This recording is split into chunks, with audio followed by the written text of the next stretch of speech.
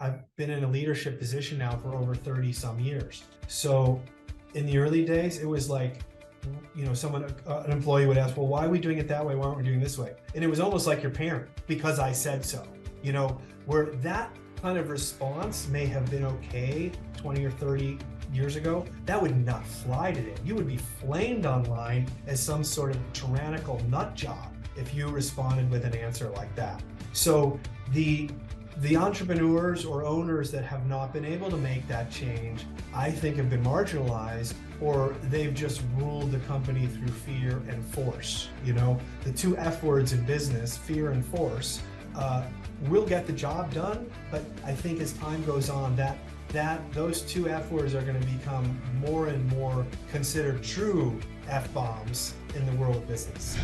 Welcome to Grow Think Tank. This is the one and only place where you will get insight from the founders and the CEOs of the fastest growing privately held companies. I am the host. My name is Gene Hammett. I help leaders and their teams navigate the defining moments of their growth. Are you ready to grow? We're going to talk about leading the next generation.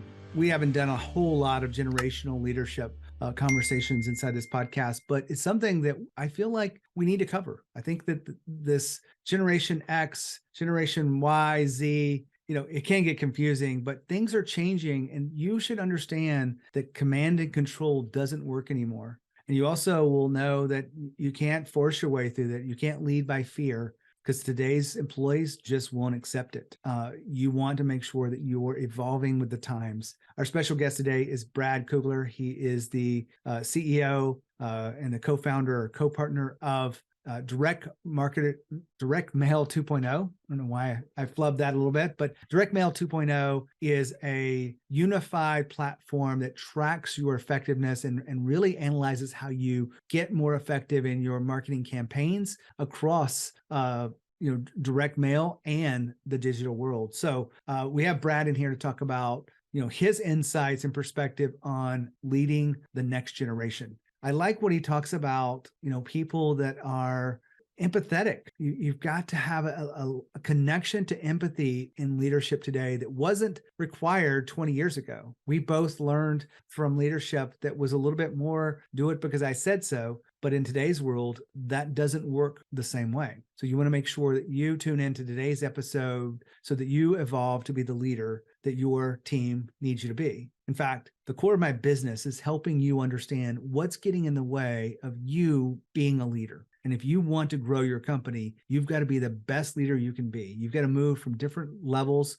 which we have a 5-level chart that we analyze with people to determine where they are. We also work with leadership teams and really help them understand where are the gaps going on in the leadership. Is it communication? Is it accountability? Is it vision, values? All of these things are such a critical element to it. And most people are just focused on the work and the problems that they're having and putting out the fires. We help you get a different perspective of this. We have a team of people that can analyze where you are. And if you're curious about these things from a leadership perspective and growing your company, all you have to do is go to genehammett.com and schedule your call today. We'll talk about it, get to know you, and see if this is a fit for you. But we do incredible work and help you get the insight and actually you become a leader that your people deserve. So here's the interview with Brad. Brad, how are you? I'm great. Good to see you again, Gene. We're going to have a great conversation about changing leadership styles that are coming. But before we get into that, I'd love you to tell us about your company, DirectMail 2.0.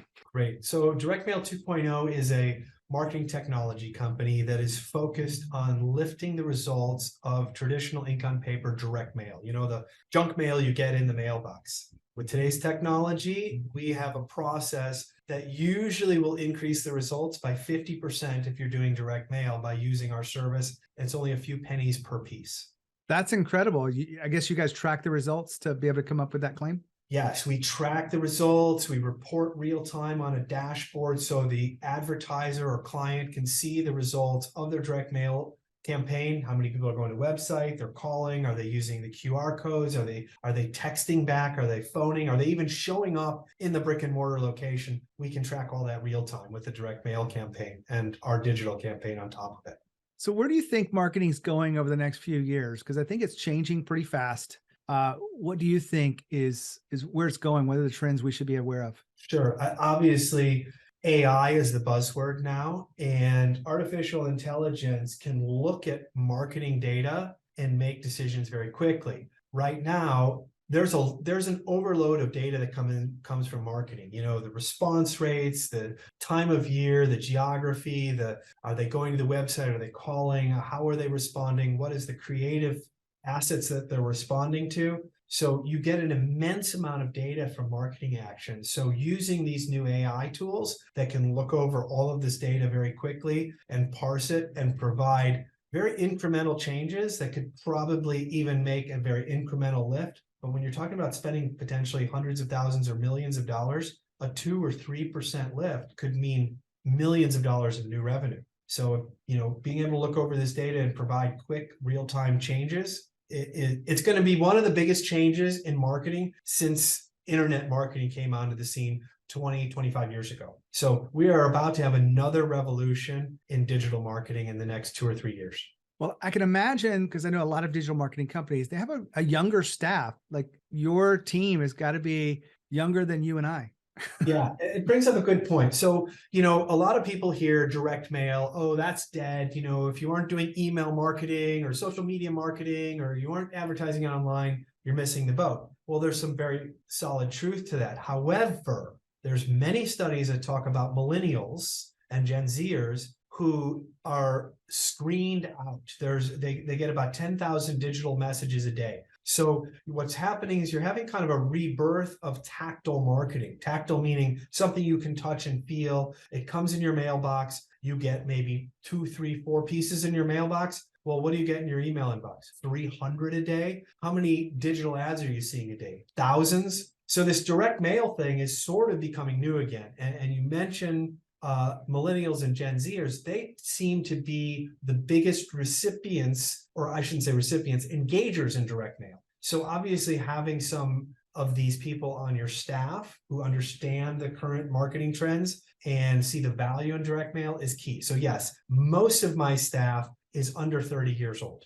Brad, we've known each other for a while. We've done some leadership work together, at our Porsche leadership event. I really appreciate you coming and leaning in. We learned a lot from you. One of the things that we were talking about earlier was about how things have changing in the dynamics of leadership, and specifically around, the role of personal feelings and empathy. Give us a little bit of an understanding of what you're seeing across, your company. So this point of more leadership attention on employee welfare, employee happiness, work-life balance. These were foreign subjects for the most part in the 80s or 90s, early 2000s. I mean, nobody talked about this. It was more you put down the word, the employee either complied or they didn't. There was some understanding of workplace grievances, but it was mostly placated to the point that it didn't become a bigger issue. Now it's almost front and center of management. So if you aren't able to make that change and understand the current management, you're going to have a hard time attracting and keeping the younger talent. All right. I think we all agree that the boomers, for the most part, are exiting the workforce in massive numbers. I mean, you probably have these stats you can spout all day. So who is that leaving in terms of senior management running corporate America? It's the Gen Xers. We are the ones that are now leading corporate America. We are the ones that grew up without digital life, who transitioned into digital life as a young adult or a very late stage teen. So we're that bridge between the two. I don't think that the boomers and the Zers or millennials, the twain shall never meet, or probably are so different in reality, it's not a good mix for management and employees on those skip generations. But go ahead and I'll give you the floor again so I don't talk too much here. Well, the main thing is you've had to probably adapt your own style, because what you grew up under leadership was different than the way you lead your people right now. What are the big shifts that you had to make as a leader? I mean, it's really a great point. And I almost consider it one of my more accomplished abilities is to span that leadership gap from the boomers to the millennials. It was difficult. I mean, this is not something that came overnight. I've been managing people since literally the late 80s. I was an early executive in a marketing company in the late 80s as 20 years old. And I've been in a leadership position now for over 30 some years. So in the early days, it was like, an employee would ask, well, why are we doing it that way? Why aren't we doing this way? And it was almost like your parent, because I said so, where that kind of response may have been okay 20 or 30 years ago. That would not fly today. You would be flamed online as some sort of tyrannical nut job if you responded with an answer like that. So the entrepreneurs or owners that have not been able to make that change, I think, have been marginalized, or they've just ruled the company through fear and force. The two F words in business, fear and force, will get the job done. But I think as time goes on, that those two F words are going to become more and more considered true F bombs in the world of business. So I've managed to, I just use something called viewpoint. I put myself in their position, and I try to envision how I would like to be talked to.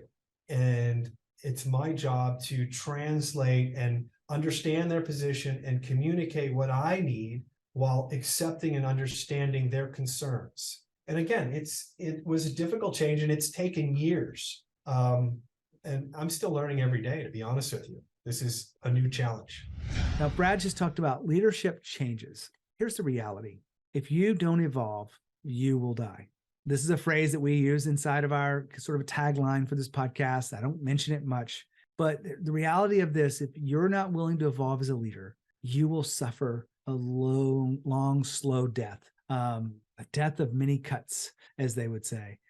I believe that we've got to evolve as leaders. We've got to continue to push and be those that lead by example and communicate more effectively, listen deeper, and really connect with people to help them grow and empower them. All of these things take new skills today than they used to be. You used to be able to just say, get the work done, and it I guess magically got done. But I remind you that you've got to evolve as a leader. You know this, but how do you do it? Well, I'm happy to help you, or you can find another coach to really challenge you and push you and support you. But if I can help you, reach out anytime. Back to Brad.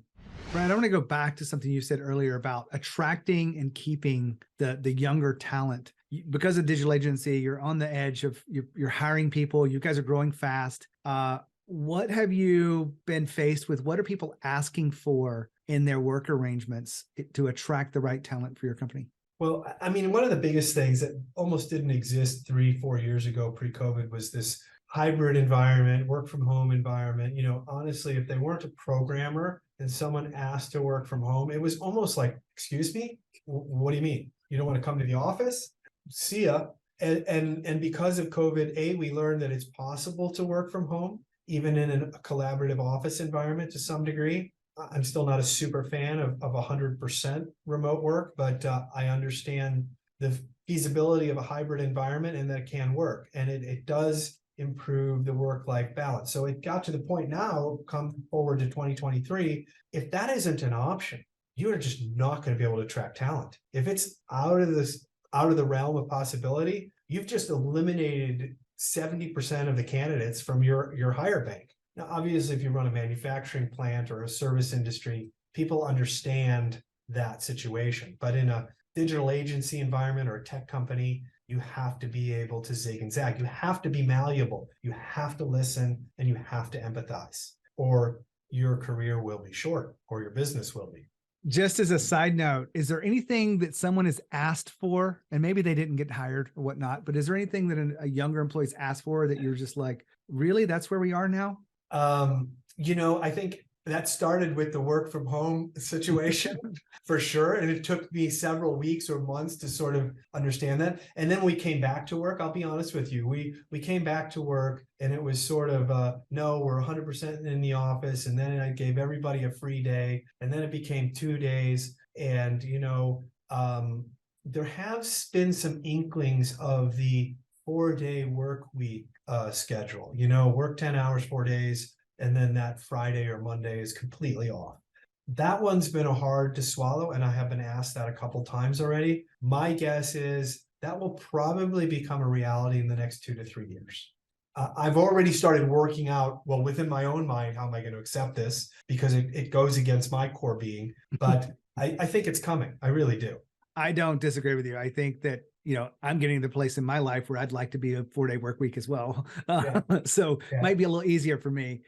We've been talking about leading the next generation. When you bring them on board, how do you keep them on board? What has been the key to your success there? So again, being a lot of things that would have been considered absolutely out of the question and taboo 30 years ago. We let people bring their pets to the office. Okay.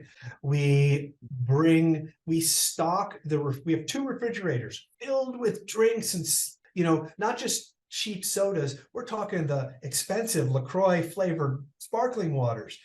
We have a tray of healthy snacks. We have a tray of non-healthy snacks. So we bring in lunch at least once a week. So that we're doing these things to make it more of a funner place to work. There's some business aspect to it. If I'm providing drinks and coffee and meals, maybe people will stay around the office, or maybe people that wanted to work from home are going to come in. Once or twice a month, we do an outing together to sort of build camaraderie and community, things from going boating to going to the beach to going out to the casino. We try to mix it up so that it's not always the same thing. So in terms of these type of activities, this Silicon Valley mentality where work is as fun as it is to be at home, we strive to. I'm not saying we're there, but that's what we work towards. I mean, we've won Tampa Bay Best Places to Work 3 years in a row. So, these things help. I mean, we were even giving gym memberships for free. And I was, you work here, you get a free gym membership. And then I found out like 1 person out of 25 was actually using it. So we redirected or reallocated funds to other fun stuff when I saw that wasn't being used. But that gives you an idea of the things we do to attract and keep employees. Brad, I want to switch gears here. We have been talking about leadership of that next generation, but you use numbers quite a bit for accountability and to track your results and success. And everyone knows the numbers at which you're hitting. Walk us through kind of the way that works within your organization. So obviously, as people become more independent or remote and not everybody's in an office, you can't see what everybody's doing from minute to minute. There's more has to be relied on trust, which is fine, but you need results. How do you manage results? Is it quotas? Is it achieving certain benchmarks or targets? Well, what we've done is we've assigned each person a statistic that they keep every week, a quantifiable number. Salespeople, it's very easy. It's probably the dollars they bring in. Our support and delivery people, how many tickets have you handled today per the SLA, service level agreement? Financial people, it's dollars collected and bills paid. For programmers, they get points based on finishing certain tasks in our roadmap. So every position in the company has a numerical value of production assigned to that job, and they're required to keep track of that numerical value. And for each week, you have a dot on a graph, and then every subsequent week, another dot. So you get a graph of production or results or value that you're providing to the organization. So we require every person to keep this chart. And this way, if they're not here and they're working from home and we see that their production is dropping and it's not due to an external influence, but their own personal measurable production, well, now we have an accountability tool that we can use to say, hey, listen, we need to do an employee improvement plan, or, are you distracted? Is there something in your personal life that's preventing you from achieving your goals? So it's a verifiable, tangible look into the effectiveness of each employee. Each person gets one number, or maybe they get 2 or 3 numbers? So it depends on the position. It depends on what their daily tasks include. So at least one, I would say. Most have more than one, but what we do is we have sub-statistics, and I'll give you an example. Let's say a salesperson their revenue stat is low for a couple of weeks. Well, why is it low? Well, people aren't buying is maybe what they say. Well, let's look at your appointment set. Let's look at your co-sells, and let's look at your demonstrations, your demos you've done, and let's look at those sub statistics. Well, you haven't had any appointments, you haven't done any co-sells, and you haven't done any demos. So do you think there's some correlation there? And it's pretty self-evident, and the employee really has a hard time saying, well, you get to a moment of truth, the come to Jesus discussion where they see that they need to step up or step out kind of situation. So it helps clarify those conversations and make them easier to have, because honestly, the manager doesn't have to say very much. They just look at the chart and it becomes obvious to all parties. The numbers don't lie, as they say. I actually really like this. I mean, I'm a numbers person, being an engineer and, spreadsheets. I'm perfectly at home with this. And I love the fact that each person has their own number and it changes by roles. You don't have 100 different roles. You have 14 different employees, but they do have different functions. Right. And I would imagine some of them are not easy to come up with and quantify, but you kind of figure out a way to make it work so that you can compare one week to the next. And that gives you a chance to lead them and manage them, not just with a gut feeling, but like, what's your production? 100%. It does make it easier. Now, I'll be honest with you, there's some positions where that number is harder to quantify. And I mentioned the programmers or engineers, So let's say, we've developed a point system. When they're working on a new project, every task completed and passed through QA and pushed into the production environment is 3 points. If they only got it to testing, it's 1 point. If they were given some task that was a bug fix on an earlier week, it's 1 point. So you can create these with a little bit of thought. You can create these accountability charts pretty simply. A marketing person, you can have it real simple. If their core job is to drive leads to the organization, well, you could have all these sub statistics of outflow and emails and ads, but in the end, how many leads came into the organization? And then you can look at some of these sub statistics and correct accordingly. So it gives not only an accountability to the person creating the work, but it gives you an analysis point on where your organization may be weak in general. Brad, thank you for being here, talking about leading the next generation. I appreciate it. Anytime, man. Thank you very much, Gene. It's always great to talk. Love the interview. Just can't wait for you to take this information and let it sink in, because I think it will need to sink in a little bit. I don't think that you will just say, oh, this absolutely is the best thing for me. But I want to ask you a couple of questions. Are you able to lead this next generation powerfully? Are you evolving to lead this next generation? Well, you've got to be able to answer this on your own. I can't answer it for you. But if you're having troubles, you're not quite sure, if you really want to move to this next level with a bit of clarity and confidence, then let's have a conversation. If we can support you, we'd happy to do that. We do executive leadership coaching. We also do leadership development for managers to become leaders. If any of those are of interest to you, make sure you reach out. When you think of growth and you think of leadership, think of Growth Think Tank. As always, live with courage. We'll see you next time.